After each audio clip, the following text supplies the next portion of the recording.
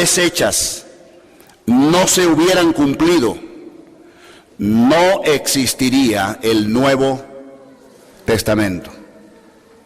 Porque van engarzadas, van enlazadas, van, como coloquialmente decimos, de la mano.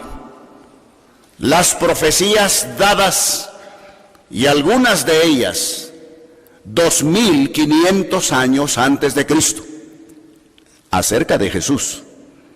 Otras, como la de los Salmos, 1000 años, un milenio antes de Jesucristo, de su nacimiento.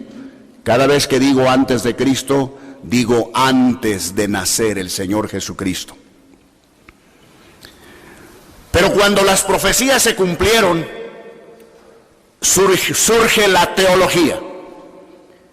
Y es dentro de la teología que hablamos de la salvación, hablamos de la vida eterna, hablamos del perdón de los pecados, hablamos del Espíritu Santo, hablamos de la vida victoriosa, hablamos de la iglesia. Todo eso es teología, tratado acerca de las cosas de Dios y de Dios. Pero sin profecía cumplida no habría teología.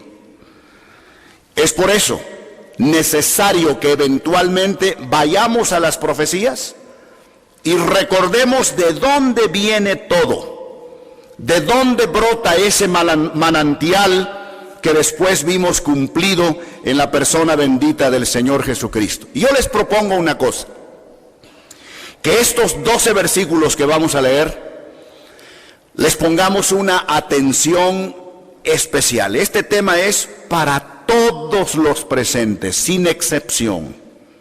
No estoy señalando a nadie diciéndole este tema es para ti, este tema es para mí, este tema es para todos nosotros y para cada corazón investigador, para cada corazón dispuesto, para cada alma que quiere meditar en lo que Dios dice. Para esas almas es este tema.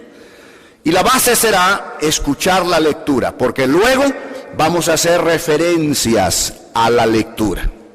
Dice así la palabra de Dios, Biblias abiertas en Isaías 53.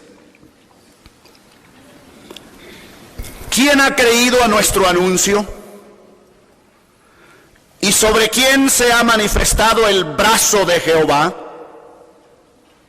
Subirá cual renuevo delante de él, y como raíz de tierra seca, no hay parecer en él, ni hermosura. Le veremos, mas sin atractivo para que le deseemos. Despreciado y desechado entre los hombres, varón de dolores, experimentado en quebranto, y como que escondimos de él el rostro, fue menospreciado y no lo estimamos. Ciertamente llevó él nuestras enfermedades y sufrió nuestros dolores, y nosotros le tuvimos por azotado, por herido de Dios y abatido. Mas él herido fue por nuestras rebeliones, molido por nuestros pecados. El castigo de nuestra paz fue sobre él, y por su llaga fuimos nosotros curados. Todos nosotros nos descarriamos como ovejas, cada cual se apartó por su camino, mas Jehová cargó en él el pecado de todos nosotros. Angustiado él y afligido, no abrió su boca.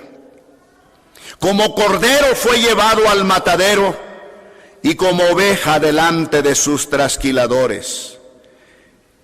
Enmudeció y no abrió su boca. Por cárcel y por juicio fue quitado, y su generación, ¿quién la contará? Porque fue cortado de la tierra de los vivientes, y por la rebelión de mi pueblo fue herido. Y se dispuso con los impíos su sepultura, mas con los ricos fue en su muerte, aunque nunca hizo maldad, ni hubo engaño en su boca. Con todo eso, Jehová quiso quebrantarlo. Es importante leer ese renglón de nuevo, versículo 10. Con todo eso, Jehová quiso quebrantarlo, sujetándole a padecimiento. Cuando haya puesto su vida en expiación por el pecado, verá linaje, vivirá por largos días, y la voluntad de Jehová será en su mano prosperada. Verá el fruto de la aflicción de su alma y quedará satisfecho. Por su conocimiento justificará mi siervo justo a muchos, y llevará las iniquidades de ellos.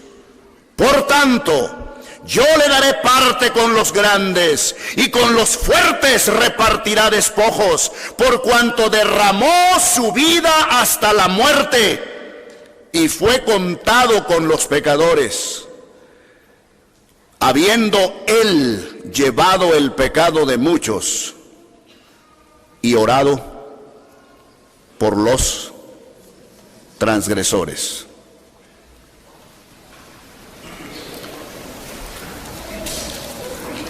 Quisiera interrumpir levemente nuestra filmación porque siempre se graban los temas en DVD y CD también. Isaías 53 que acabamos de leer es uno de los capítulos más amados de toda la Biblia.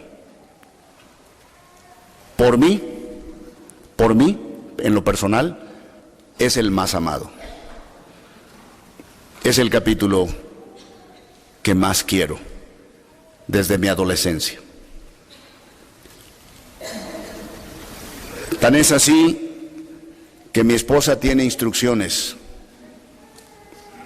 que el día de mi muerte, si me marcho yo primero, se lea en mis funerales Isaías 53, el capítulo grande de la profecía de la muerte de mi Señor y de tu Señor, Jesucristo. Se cuenta entre los grandes capítulos de la Biblia, los teólogos que los han escogido. Fue escrito aproximadamente 750 años antes de Cristo. Isaías fue llamado el profeta de la redención.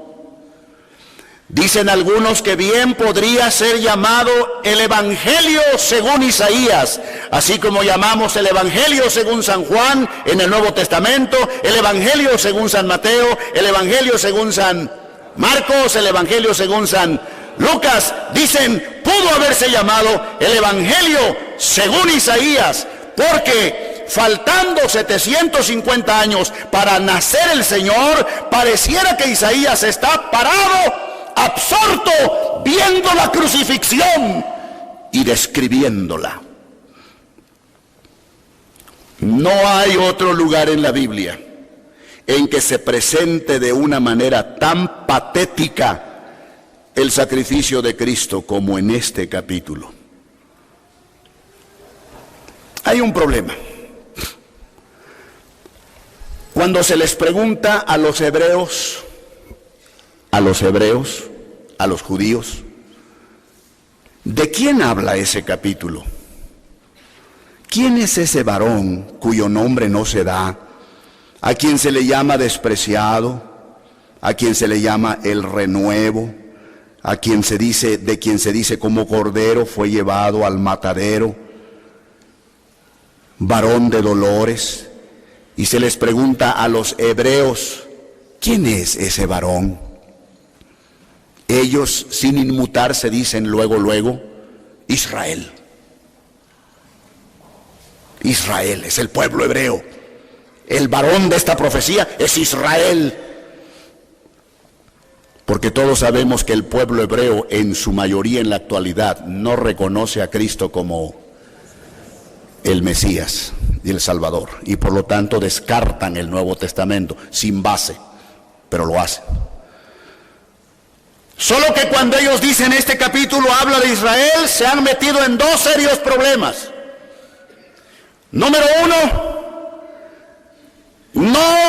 es posible que se refiera a Israel porque este varón nunca hizo maldad ni hubo engaño en su boca. Y no se puede decir eso de Israel ni de ninguna otra nación.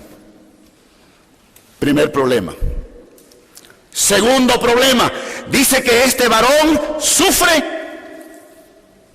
y no abre su boca. El pueblo de Israel la abre, y grandota. Fueron ellos los que inventaron el rasgar las vestiduras, ¿sí o no? Rasgaban sus vestiduras cuando les pasaba algo. Fueron ellos los que inventaron el triple ay. ¡Ay! ¡Ay!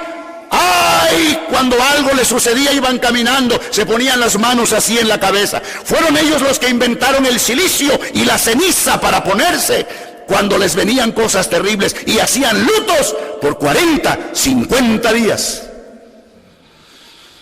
Fueron ellos los que tenían los que se llamaban plañideros, gente que les pagaban para ir a cantar y a llorar en los funerales. Llórame a mis muertos. ¿Cuánto? Pues tanto. No, bájale un poquito. ¿En serio? Bueno, está bien, 10 dracmas, ok. Vamos a llorar a tu muerto. ¿Cuánto tiempo lo lloramos? 2 horitas. Sí, todos lo sabemos, ahí está escrito. Y no solo eso. Hay un libro en la Biblia que se llama Lamentaciones de Jeremías. Lamentaciones. Y hay un muro que lo testifica actualmente, desde la antigüedad, que se llama el Muro de los Lamentos. No se refiere a Israel. Se refiere a un judío, sí, pero muy especial. Se refiere a un hombre, se refiere a una persona, se refiere al Mesías, del hebreo Meshiach, que significa el designado, el señalado por Dios, el único que llena los requisitos para morir, para dar su vida, para verter su sangre preciosa y salvarnos. A ese se refiere, a ese que nunca abrió su boca en los sufrimientos terribles, y aquel que nunca hizo maldad. Jesucristo.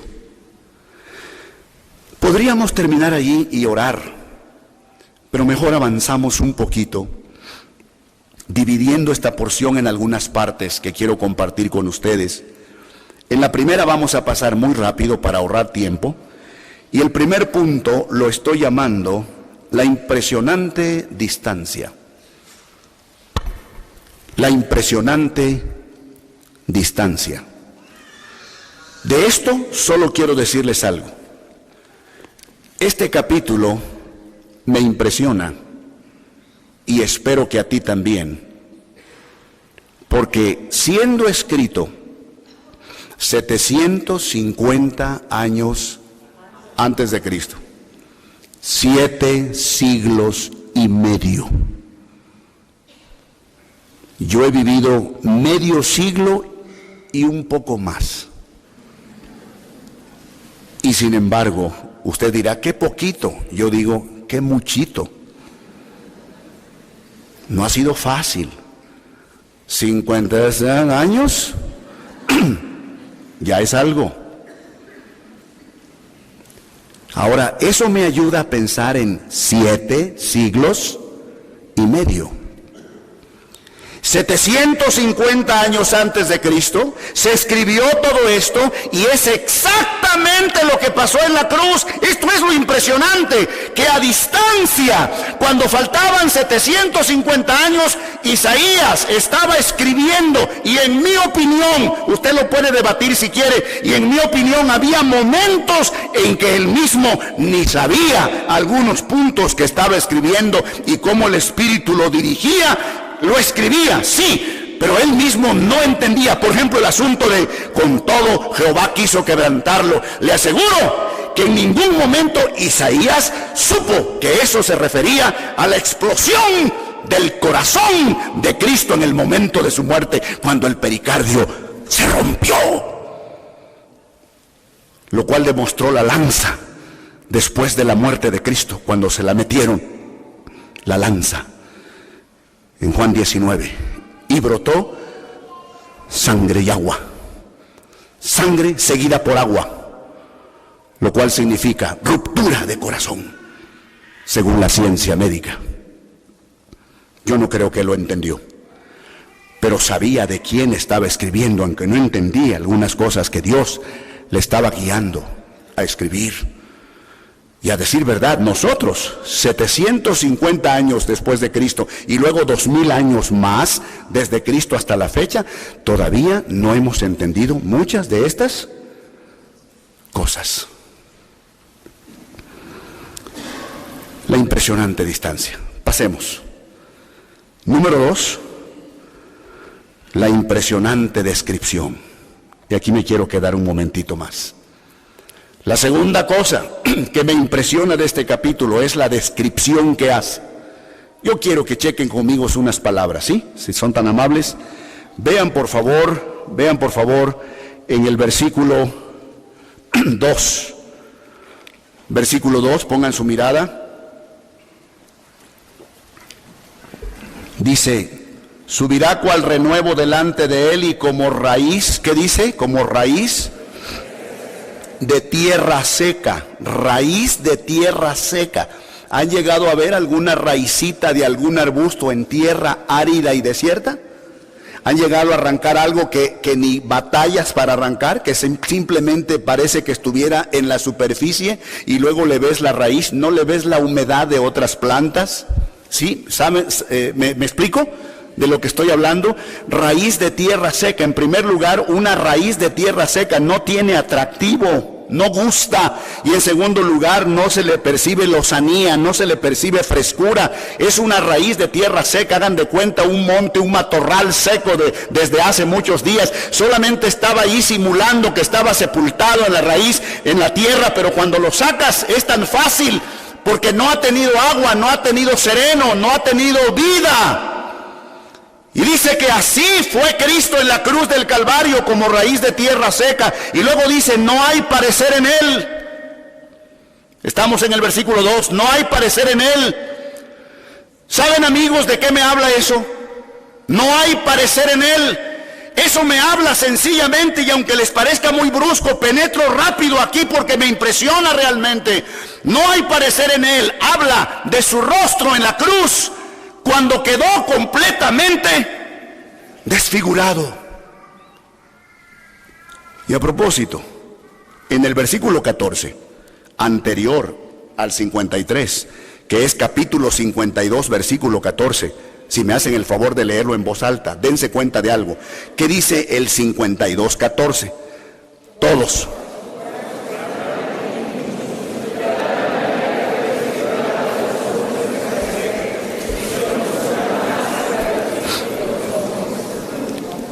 De tal manera fue desfigurado de los hombres que... ¿Había visto esto, amigo mío? De tal manera, cuando en la Biblia se usa de tal manera, se habla de una cosa inusual. Por eso hay un texto que dice, porque de tal manera amó Dios al mundo que ha dado a su Hijo a su Hijo unigénito. Quiere decir que nos amó Dios tanto que fue capaz de entregar a su propio Hijo en muerte en la cruz del Calvario. Tanto nos amó. Y aquí dice, de tal manera fue desfigurado de los hombres su parecer. Pido de antemano disculpas si, sin querer, ofendo alguna susceptibilidad. Pero tengo que decir lo que sigue. Es por esa razón que yo no creo. Usted lo puede creer, tiene libertad, pero yo no creo en rostros supuestos de Jesús, pintados por artistas, por pintores famosos y no famosos. ¿Dónde está el rostro, repito, de un supuesto Jesús? ¿Por qué? Bueno, porque no es Jesús, sencillamente. Es la imaginación de un hombre, un artista. ¿Y dónde está un Jesús hermoso?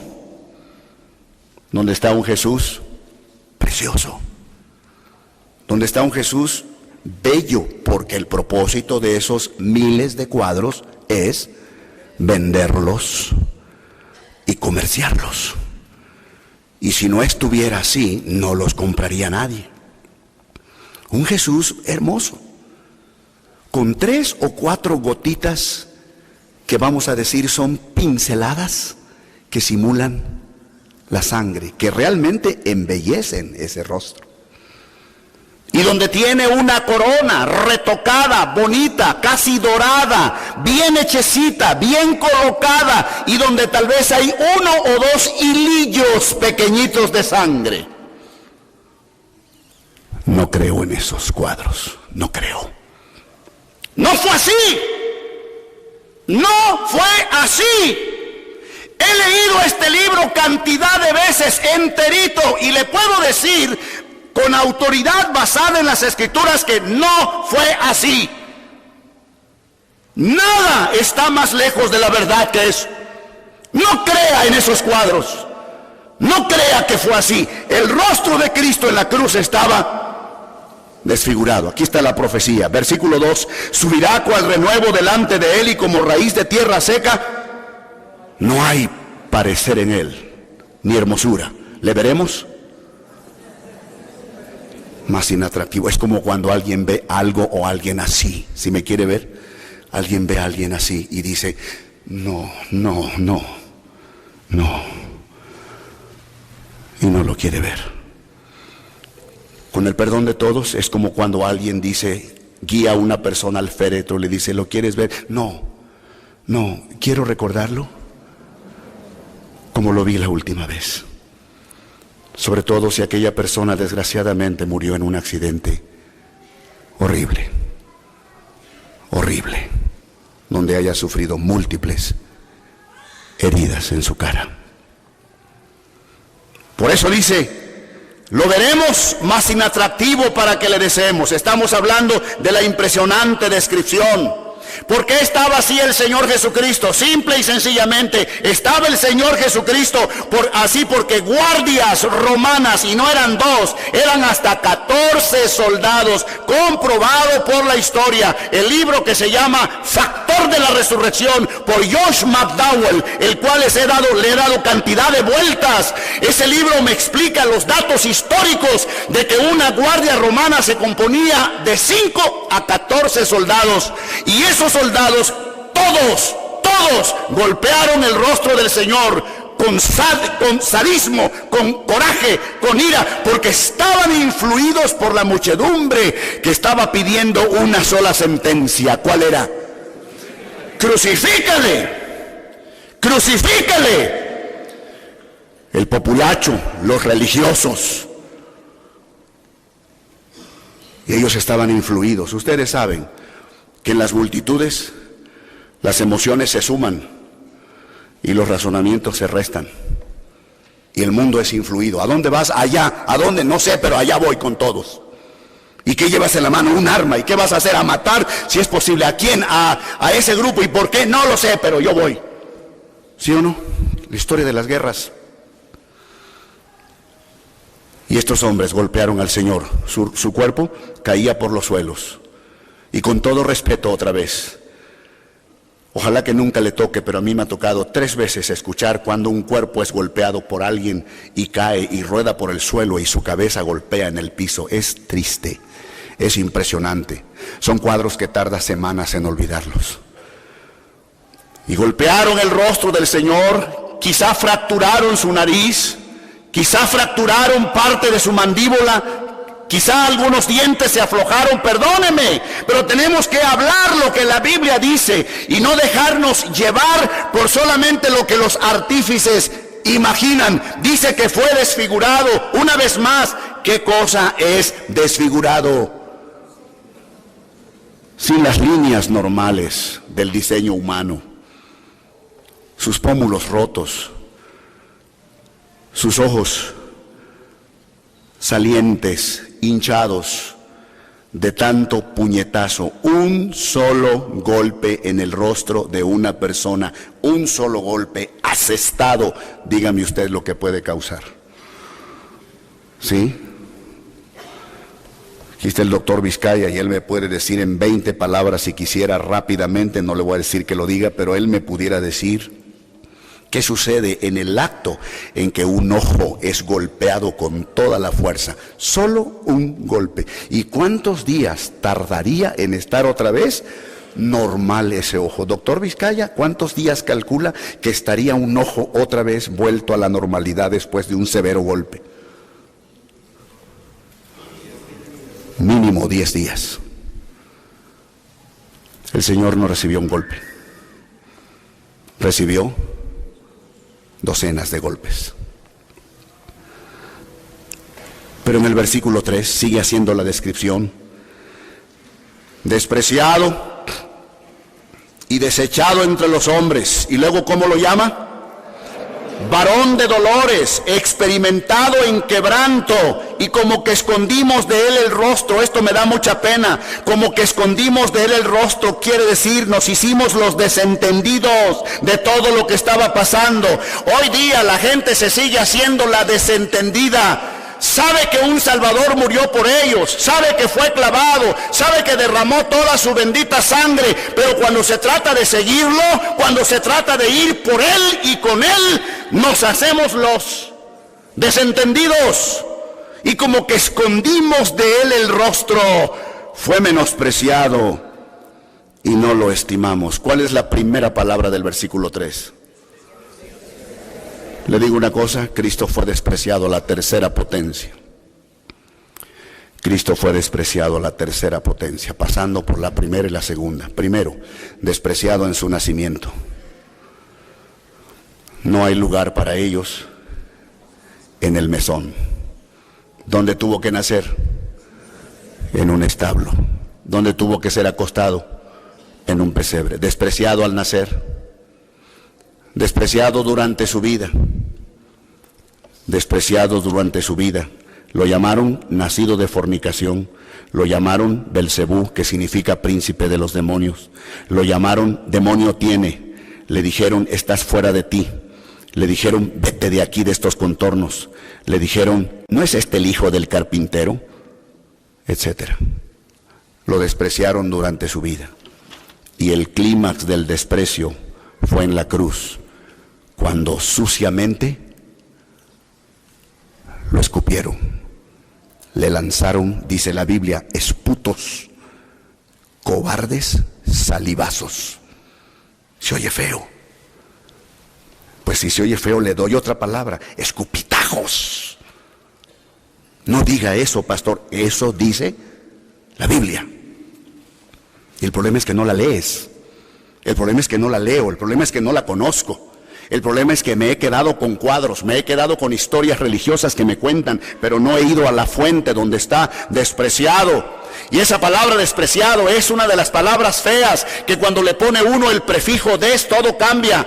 En lugar de decir ánimo, decimos desánimo. Pero si en lugar de decir despreciado dijéramos apreciado, esa sería otra cosa. Si tu corazón le dijera, Señor, la gente te despreció, pero yo te aprecio, para mí vales, ven a mi vida, ven a mi corazón, cambia mi ser, limpia mi alma, quiero ser tu seguidor, cueste lo que cueste. Eso es apreciarlo y quitarle el prefijo des. La impresionante descripción. Versículo 4. Todos juntos, por favor. ¿Qué dice el 4? ¿Todos?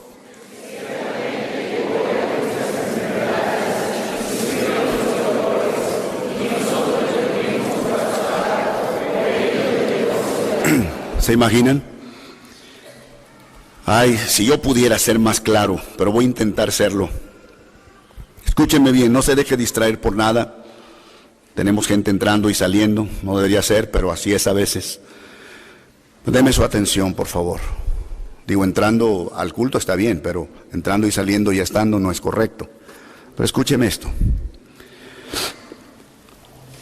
Usted acaba de leer, nosotros le tuvimos por azotado. Si ya lo leyó muchas veces en otras ocasiones, tal vez no encontró esto que yo encontré y se lo comparto.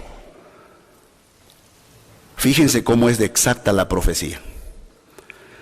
Porque Isaías, 750 años antes de Cristo, está hablando de los azotes. Y los azotes no eran parte de la crucifixión. ¿Lo sabía? Los azotes que recibió Cristo no eran parte del paquete, irónicamente lo digo, del paquete de la crucifixión. No tenía nada que ver. La crucifixión era llevar al hombre, al culpable de cualquier cosa, a tal lugar, clavarlo y dejarlo morir por asfixia, o dejarlo morir por deshidratación, o dejarlo morir por arritmias cardíacas, dejarlo morir. Y algunos tardaban 4 días en morir. Y ahí los dejaban, sin agua, hasta morir. Pero no había nada de azotes. Sin embargo, usted sabe que Cristo fue azotado. Y si Isaías está hablando de la crucifixión, ¿por qué menciona azotes? Si no había azotes en la crucifixión. ¿Sabe por qué? Porque en un determinado momento, un hombre llamado Pilato, ¿lo ubica? Pilato, Poncio Pilato, gobernador de Judea. Fíjense cómo es de exacta la profecía. Porque Isaías, 750 años antes de Cristo, está hablando de los azotes. Y los azotes no eran parte de la crucifixión. ¿Lo sabía? Los azotes que recibió Cristo no eran parte del paquete, irónicamente lo digo, del paquete de la crucifixión. No tenía nada que ver. La crucifixión era llevar al hombre, al culpable de cualquier cosa, a tal lugar, clavarlo y dejarlo morir por asfixia, o dejarlo morir por deshidratación, o dejarlo morir por arritmias cardíacas, dejarlo morir. Y algunos tardaban 4 días en morir. Y ahí los dejaban, sin agua, hasta morir. Pero no había nada de azotes. Sin embargo, usted sabe que Cristo fue azotado. Y si Isaías está hablando de la crucifixión, ¿por qué menciona azotes? Si no había azotes en la crucifixión. ¿Sabe por qué? Porque en un determinado momento, un hombre llamado Pilato, ¿lo ubica? Pilato, Poncio Pilato, gobernador de Judea, procurador romano llamado también, y que había juzgado muchísimos casos, y que en el momento en que le llevan a Cristo, escúcheme esto, en el momento en que se lo llevan, se lo queda viendo, y solo le tomó medio minuto decidir, es inocente, de manera que gritó 3 veces al populacho: yo no hallo delito alguno en este hombre. Pero el empuje de la gente era muy fuerte. El empuje de la gente siempre es fuerte. El empuje de la gente hoy día: ¿ya te hiciste cristiano? Ah, ya traes tu biblita en el brazo. El empuje de la gente. Ah, ya cantas aleluya al Señor. El empuje de la gente. Y empieza la gente a decirle: crucifícale. Si lo sueltas, no eres amigo de César, porque todo el que se hace rey como él se opone a César. Y ahí está Pilato temblando, temiendo perder su puesto. Y le manda una nota a su esposa: no tengas nada que ver con este justo, porque anoche padecí mucho en sueños por causa de él. No te metas en esto. Pero Pilato sabía que era inocente, lo supo desde un principio. Y hasta hay una porción que dice: porque sabía que por envidia lo habían entregado los sumos sacerdotes, el sumo sacerdote y los demás sacerdotes judaicos, por envidia. Él lo supo. Sin embargo, pedían su sangre. Entonces él dijo, para salvarlo: ya sé lo que haré. Un triste esfuerzo, vano, no fue posible, empeoró las cosas. Les dijo: lo voy a azotar y lo voy a soltar. Los azotes eran terribles, eran 40. Y el azote mismo medía casi 2 metros. Y terminaba en la punta del azote en 9 correas de cuero retorcido. Y por eso le llamaban algunos vulgarmente gato de 9 colas al azote con que fue azotado Jesús. Y en la partecita final de cada una de las colas, de las correas, tenía incrustados pedazos de vidrio y de plomo, algunas veces de hueso, con el propósito de sajar, con el propósito de lacerar al azotado, en este caso Jesús. 40 azotes. La historia escrita por Josefo, un historiador judío por cierto, nos dice que la primera tanda de azotes, digamos del 1 al 12, solamente eran heridas sobre la piel, cutáneas. La segunda tanda, digamos del azote número 12 hasta la 22, número 22 azote, ya eran heridas subcutáneas, porque se rompía la piel de toda esta parte, porque los azotes llegaban no solamente a la espalda, sino al tórax, al pecho por delante, y ya rajaban la piel. Pero las terceras heridas eran las peores, y las llama la ciencia heridas musculares. Era cuando abajo de la piel afloraba el músculo y quedaba expuesto. Muchos murieron, porque no fue Cristo el único azotado en la historia. Muchos no llegaban ni al azote 30 cuando quedaban muertos en su charca de sangre. Pero les digo una cosa que les va a dar alegría.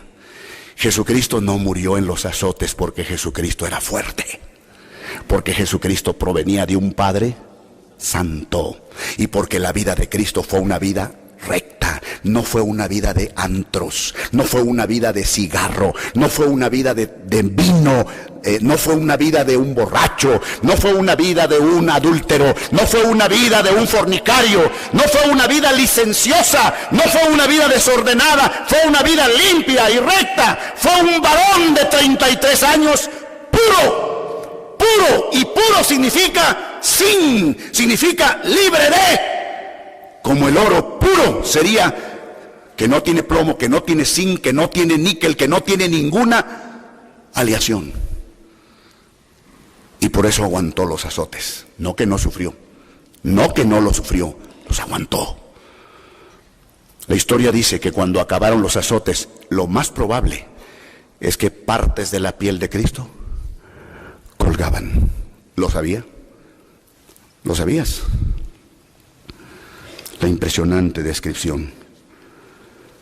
Hay mucho que decir. 2 cositas más. Esto es largo. En una Semana Santa, en el futuro, yo tendré que predicar esto 2 horas, haciendo pausa, cantando y después siguiendo, porque es necesario explicarlo todo. Hoy no. 2 cosas más. El coro Pregoneros en su cantata, y Lucas el médico amado, anoche, y el domingo pasado en la noche, lo describieron así. Lucas lo narró diciendo que después de los azotes, óigame esto, después de los azotes, le colocaron sobre sus espaldas un manto de escarlata, un manto de color escarlata, un manto rojo, tipo terciopelo, qué sé yo, se lo colocaron. Ahora, ¿cómo estaba su espalda? Por favor, imaginen la espalda en esos momentos. ¿Cómo estaría su espalda? ¿Cómo estaría? Rota, abierta. ¿Y qué pasa en el acto cuando una tela, algo áspero, le es colocado a heridas así múltiples? Se pega y la sangre, ¿qué pasa? Se coagula. Entonces la prenda, fuera un pañuelo, fuera una gasa, y en este caso un manto, se pega. Marco Díaz Ávilas Padilla, ¿dónde estás? Si estás aquí o estás orando arriba. Aquí estás. No bajes tu mano. Tú anoche lo gritaste. Y él dijo, narrando, y entonces le quitaron el manto. Yo no lo puedo decir mejor que tú. Le quitaron el manto, después de ponerle el manto escarlata, después de que la sangre estaba pegada, seca, coagulada al manto, llegó alguien cruelmente y le arranca el manto, el cual sin duda se trajo partículas de su santo cuerpo. Entiéndalo conmigo. Azotado. Y terminamos con esta descripción, aunque hay más. Versículo 10. Con todo eso, ¿qué dice el versículo 10? Jehová quiso quebrantarlo. Ahora, atención, ¿Quién quiso quebrantarlo? Otra vez, por favor, ¿quién? Jehová. ¿Y quién es Jehová? Es Dios. Jehová es el nombre hebreo de nuestro Dios, el cual en términos griegos decimos se tradujo Dios. Decimos Dios es el creador, Jehová es el creador, es lo mismo. Jehová es una palabra muy antigua que al principio se tradujo Yahweh, que algunas versiones traducen Yahvé y que nosotros traducimos Jehová. Eso no importa la forma, es la misma persona. Aquí dice que el Padre, Dios el Padre quiso quebrantarlo. Eso es lo difícil de entender. ¿Por qué? ¿Por qué si era su Padre? ¿Por qué si no había hecho absolutamente nada? ¿Por qué quiso quebrantarlo? ¿Y a qué se refiere ese quebrantamiento? ¿A qué se refiere? Aquí está la clave tuya y mía. Dios el Padre, por supuesto que estuvo consciente a través de todos los siglos, porque Cristo no empezó a existir en Belén. En Belén nació como hombre, pero Él era eterno y el Padre lo conocía desde la eternidad, porque ambos no tuvieron principio ni fin. Y Él sabía que Él no había cometido ningún pecado. Entonces, ¿por qué permite Dios que venga a la tierra y que en la cruz sea clavado y que su corazón se haga pedazos, por decirlo así? Que sufra lo que se llama el choque hipovolémico. Doctor Vizcaya, otra vez, platiqué con él hace 6 años, más o menos, y le dije: doctor, descríbame el choque hipovolémico, por favor. Y estuvo en casa, mi casa y su casa y la de ustedes, 2 horas. Y me explicó lo que era el choque hipovolémico. En síntesis, la descompensación total de sangre en el tamaño de los vasos y su contenido. Si el contenido de sangre en los vasos sanguíneos es el choque hipovolémico surge cuando es Y Cristo Jesús, una noche antes en el huerto de Getsemaní, ¿se acuerdan? Sudó sangre. ¿Por qué sudó sangre? Y eso solo lo narra Lucas, el doctor Lucas, es el único que lo narra, el Evangelio de Lucas. Recuerden, el Lucas de anoche nos decía, yo soy médico, decía, como médico, me impresiona la muerte del Señor y todo lo que le pasó, y habla de la deshidratación. Dice la palabra de Dios que en el huerto de Getsemaní, orando Cristo, su sudor eran gruesas gotas de sangre que caían hasta la tierra. ¿Sabe por qué? Porque estando una persona, repito, estando una persona bajo una presión emocional que se llama suprahumana, es decir, mucho más de lo que un ser humano puede tolerar, entonces puede suceder, y el fenómeno de Cristo ha sido registrado 2 o 3 veces más en toda la historia en otras personas. No solamente Cristo lo experimentó, es decir, esa presión emocional que él tenía un día antes de su muerte hizo que los vasos capilares, los vasitos capilares se rompieran y la sangre se mezclara con el sudor de las glándulas sudoríparas y que luego a través del poro saliera mezclado con sangre. Fenómeno registrado. Doctor Fuentes, aquí está. Él me hizo el favor de darme una copia preciosa de un diccionario que se llama Diccionario de Terminologías Médicas. Y él me dijo, mire pastor, hematidrosis,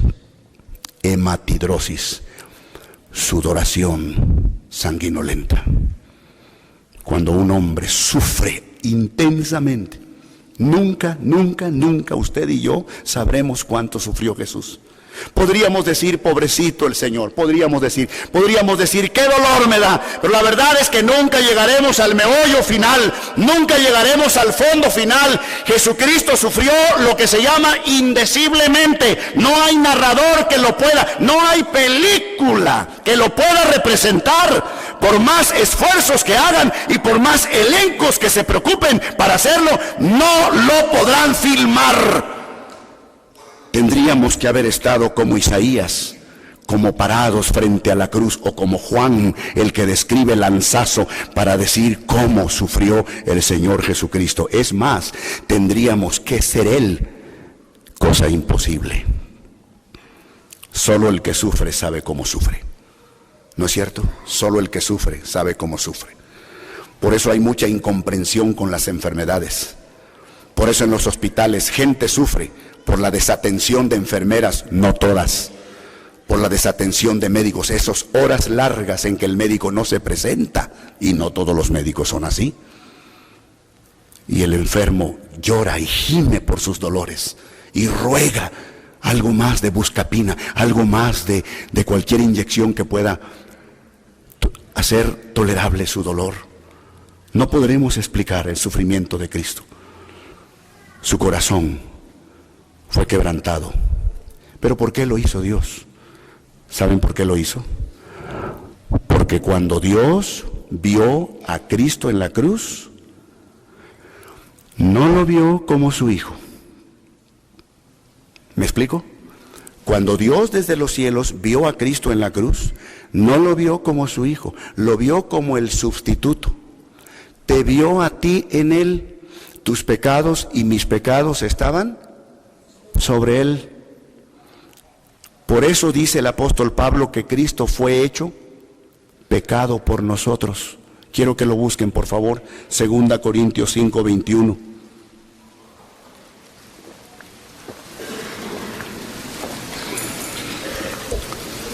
Segunda Corintios capítulo 5, versículo 21.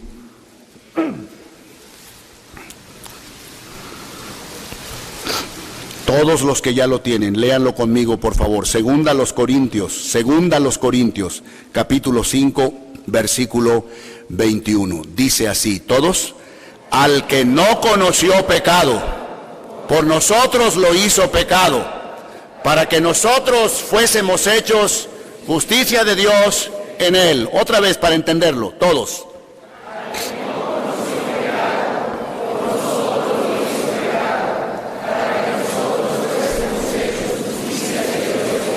Ahora, entendámoslo. Al que no conoció pecado, ¿quién? Cristo. No conoció pecado. Por nosotros, en lugar de, por nosotros Dios lo hizo pecado. No me lo vaya a tomar a mal, pero Cristo en la cruz era pecado por nosotros. Porque todos los adulterios del mundo estaban sobre él, todos los rencores del mundo estaban sobre él, todos los pecados del mundo los estaba llevando allí. No los había practicado, él nunca los cometió, él era santo y limpio, y lo es por los siglos de los siglos. Pero en ese momento Dios quiso que llevara tu pecado. Ahí está la clave de tu salvación.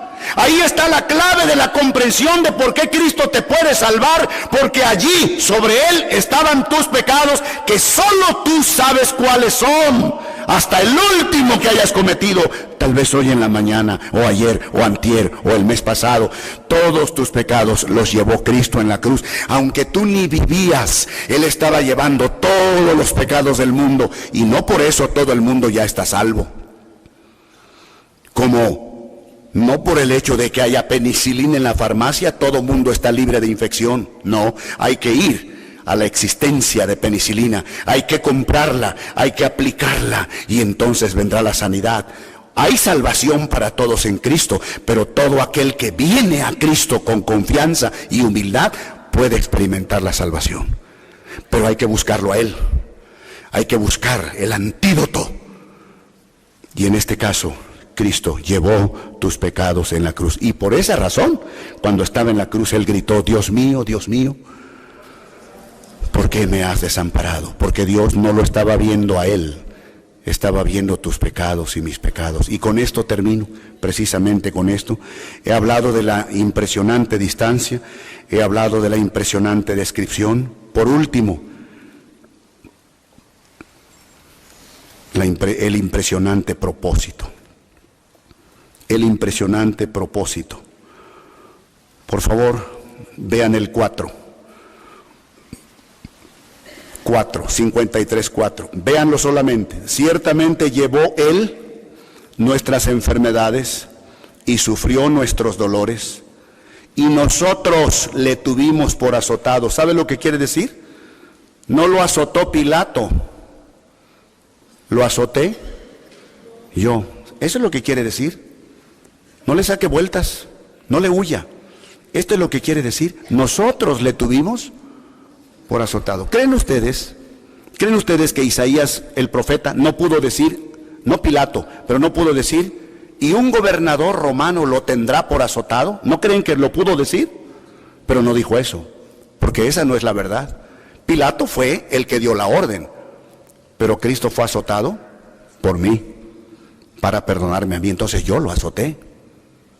Por eso dice, y nosotros, versículo 4, ciertamente llevó él nuestras enfermedades y sufrió nuestros, noten la palabra otra vez, nuestros dolores, y nosotros le tuvimos por azotado, por herido de Dios y abatido. Y luego vean conmigo por favor el versículo 12, por tanto yo le daré parte con los fuertes, y con los grandes repartirá despojos, por cuanto derramó su vida hasta la muerte y fue contado con los pecadores, habiendo él llevado el pecado ¿de cuántos? De muchos, y orado por los transgresores. Versículo 6, todos juntos, el 6, unidos. Todos nosotros nos descarriamos como ovejas, cada cual se apartó por su camino, mas Jehová cargó en él. Vamos a leerlo otra vez, pero siéntalo en su corazón, por favor, esta es la clave. Versículo 6, todos nosotros nos descarriamos como ovejas, cada cual se apartó por su camino, mas Jehová cargó en él el pecado de todos nosotros. ¿Saben de qué nos hablan todos esos textos? De sustitución. Él murió por mí. La muerte que Cristo llevó en la cruz, yo la merecía. Tú la merecías, no le correspondía a él. Tú fuiste el culpable, yo fui el culpable. Sin embargo, él entra en acción y le dice al Padre, no, Padre, yo daré mi vida por ellos. Yo voy a verter mi sangre hasta la última gota por ellos. Por eso a Cristo se le llama el único mediador entre Dios y los hombres. ¿El único qué? No lo busque, voy a citar el texto de memoria. Dice el apóstol Pablo, porque hay un solo Dios y un solo ¿qué? Mediador entre Dios y los hombres. ¿Saben por qué Cristo es el único mediador? Porque Cristo reúne estas cualidades, entre otras. Es Dios y es hombre. Fue Dios y fue hombre. Como hombre nació en la tierra, sin pecado, pero fue humano. Como Dios ya existía desde todos los siglos y nunca pecó. Como Dios sanó enfermedades, como hombre durmió, como Dios resucitó muertos, como hombre comió. Fue hombre y Dios. Y siendo hombre perfecto, es capaz de tomar la mano del hombre imperfecto. Y siendo Dios santo, es capaz de tomar la mano santa del Padre y hacer la reconciliación. Es por eso que Cristo te puede salvar hoy. Es por eso que Cristo te puede unir al Padre. Es por eso que la muerte de Cristo es lo único que nos puede perdonar y salvar. Pero hay que reconocer que nosotros la necesitamos, la salvación, porque Él murió por nosotros. Solo Dios sabe todos los rincones que hay en tu corazón, en mi corazón y en mi mente. Y como Él lo sabe, Él es el único que te puede salvar y te puede perdonar. Mi pregunta en esta mañana es, ¿quién ha creído a nuestro anuncio? ¿Qué dice el primer texto? ¿El primer texto qué dice? Otra vez, por favor, la pregunta. ¿Saben por qué hace esa pregunta Isaías? ¿Saben? Esto es largo y no voy a predicar otro sermón, pero ¿saben? Mire, escuche. Esta era una forma antigua de decir, nadie ha creído. Esta era una forma antigua. ¿Quién ha creído nuestro anuncio? Era una forma antigua de decir, nadie lo quiere creer. ¿Sabía que usted puede cambiar la historia hoy? Y usted puede decir, yo creo en este anuncio. Yo creo que Cristo es el Salvador. Yo le abro mi vida hoy. Aquí estoy yo. Vamos a orar. Cada rostro inclinado, un momento, por favor.